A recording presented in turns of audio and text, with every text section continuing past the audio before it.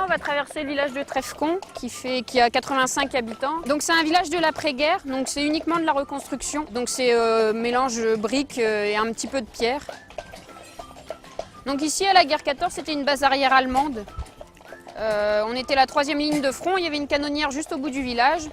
Et donc le village a été complètement détruit uniquement par de la guerre de position et puis après la politique de la terre brûlée quand les Allemands sont repartis. Il n'y a que quelques pans de murs qui restent d'origine. Et le village avant la guerre 14, donc là c'est de la Première Guerre mondiale, comptait 300 habitants. Alors on a eu peu de défunts français sur le secteur, c'était les Anglais qui combattaient sur le secteur.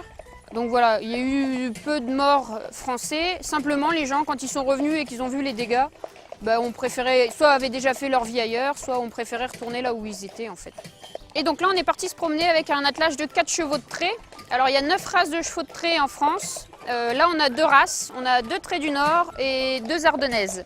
Alors les ardennaises, c'est la jument qui est à gauche là-bas devant. À côté c'est une trait du Nord, la blonde. Celui qui est devant c'est un hongre, c'est un trait du Nord aussi. Et à droite c'est une ardennaise.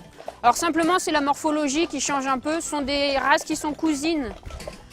Ces 2 races-là, et le trait du Nord a simplement plus de squelette, il est plus massif que l'ardennais. Les chevaux qu'on a là devant servaient plus dans les champs, donc c'est vraiment la force tranquille. Alors à l'époque, quand ils se servaient des chevaux de trait, en général, ils les attelaient plutôt en ligne, c'est-à-dire, tiens-toi, turbulent, les uns derrière les autres en fait. C'est les chevaux de transport qui étaient à 4 comme ça. Et donc là, on sort du village de Trèfcon et on arrive sur la plaine du Vermandois. Donc des grandes plaines culture céréalière principalement. Et donc on a un panorama assez impressionnant, hein. On voit plus de 30 km. Et donc on a de super couchers de soleil. Donc l'ouest est face à nous en fait. Donc après en culture, on a différentes céréales, alors principalement blé, betterave. Et à droite là, ce qu'ils arrosent ce sera des salades. Maïs, à gauche c'est des fèves sèches. Félie, Olga, turbulent, Perrette, trottez, yep, allez, Perrette. Alors les chevaux d'attelage répondent énormément à la voix. Le but du jeu c'est qu'ils soient synchro, donc tous ensemble. Donc la voix, c'est le meilleur moyen de les avoir ensemble. Turbulent, trotte. Et normalement, mon boulot c'est que de vérifier que leur boulot est bien fait. Je suis là pour rectifier ce qu'ils font, mais ils connaissent par cœur ce qu'ils ont à faire. Allez, but. Et après, suivant le caractère, faut modifier un peu, puis on les connaît par cœur. Allez, les filles.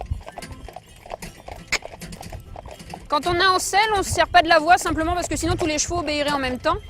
Et que c'est pas le but. Le cheval doit répondre au cavalier.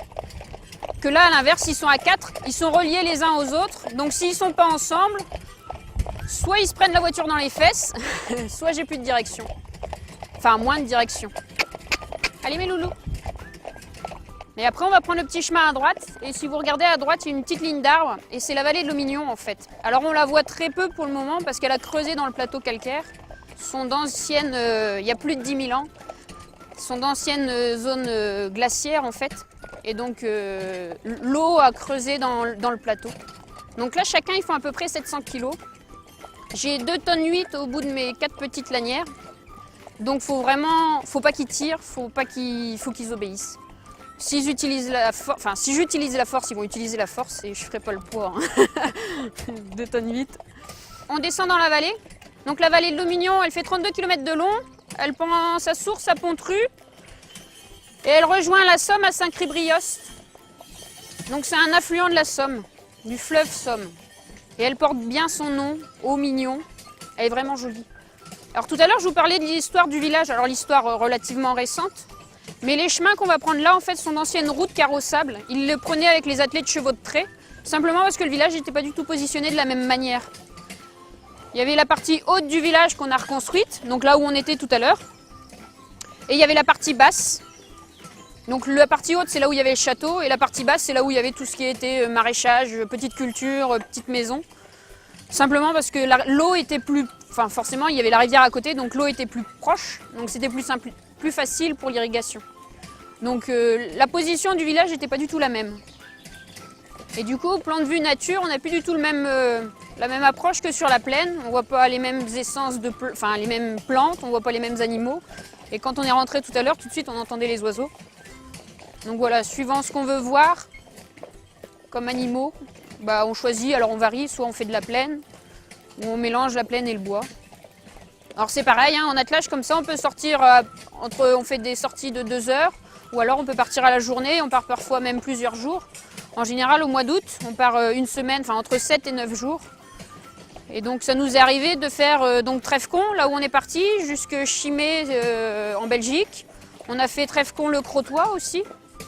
On a été du côté de Château-Thierry, Compiègne, forcément les grandes forêts domaniales. La forêt de Saint-Gobain. Donc voilà, on a fait différents parcours en attelage ou en selle d'ailleurs, en randonnée. Pour découvrir toute la Picardie, parce que toute la Picardie est belle. Donc là on est devant les ruines en fait de l'ancien village. C'est l'ancien cimetière devant et au fond, alors derrière les arbres il faut le voir, mais c'est l'ancienne église du village en fait. La chapelle qu'il y a là, la famille Vinchon-Vinchon, c'était d'anciens industriels du secteur. Il y avait une râperie à côté de la rivière un peu plus loin. Donc le cimetière, on a arrêté de l'utiliser après 14 et l'église après la guerre 1870 qu'elle a été détruite, enfin elle a perdu sa toiture. Alors quand j'étais petite, il y avait tous les pans de murs qui étaient encore debout. Là, il y a la façade avant et le chœur qui sont encore debout. Et donc c'est la végétation qui reprend le dessus. Et deux petites pâtures qui sont après là-bas. Donc il y avait 2 maisons en fait. Une dame qui pourrait être mon arrière-grand-mère qui est née dans 2 petites maisons qui étaient là dans ces pâtures-là. Les gens ont préféré oublier, donc c'est dur d'avoir des informations sur ce qui s'est passé sur le secteur. Mais en tout cas, il y a eu énormément de batailles. Simplement sur l'église, l'ancienne église sur laquelle on est passé, enfin devant laquelle on est passé tout à l'heure, il y a 3 niveaux de sol. Ça veut dire qu'elle a été détruite et reconstruite au moins 3 fois. Détruite complètement. Et on ne sait pas exactement, avant 1870, donc on ne sait pas exactement quelles batailles sont concernées. On a juste connaissance de la bataille de Tertry, le village qui est juste après. Alors c'est dans le dictionnaire de l'histoire de France, Perrette reste à droite, fille, turbulent.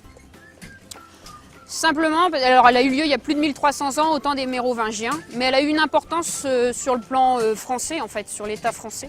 Donc c'était le début du royaume franc en fait, notamment avec Clovis. Alors ce sont ses descendants qui ont combattu. Alors nous proposons de visiter la vallée de l'Aumignon en attelage, en calèche, à pied, avec des sorties nature, donc nous sommes aussi guides nature, et aussi donc en canoë, donc avec d'autres accès que les chemins.